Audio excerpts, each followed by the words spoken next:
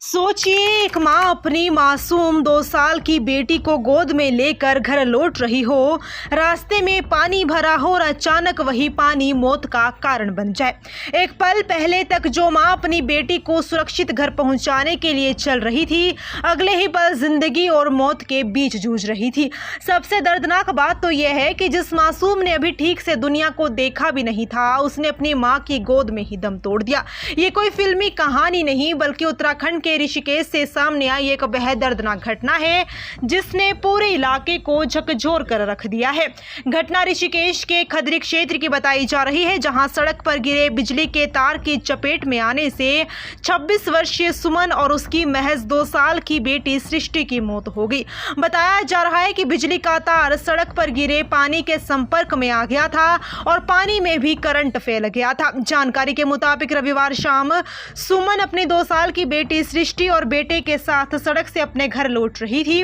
बारिश के कारण सड़क पर पानी भरा हुआ था। सुमन जैसे ही पानी से होकर गुजरने लगी, अचानक उसका पैर पानी में पड़ा और वह गिर गई। लेकिन शायद उस वक्त किसी को अंदाजा भी नहीं था कि सड़क पर भरा ये पानी इतना खतरनाक हो चुका है।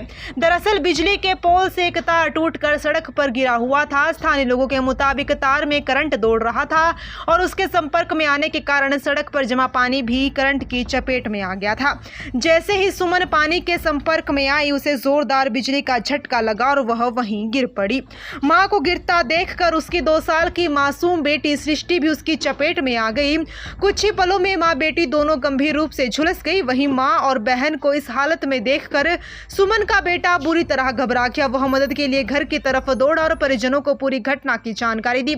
इसके बाद परिवार और आसपास के लोग मौके पर पहुंचे। जब उन्होंने सड़क पर बिजली का तार पड़ा देखा तो उनके होश उड़ गए।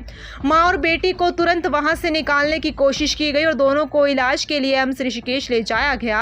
लेकिन अस्पताल पहुंचने के बाद डॉक्टरों ने सुमन और उसकी 2 वर्षीय बेटी सृष्टि को मृत घोषित कर दिया। बताया जा रहा है कि करंट लगने के बाद मासूम सृष्टि ने अपनी मां की गोद में ही दम तोड़ दिया।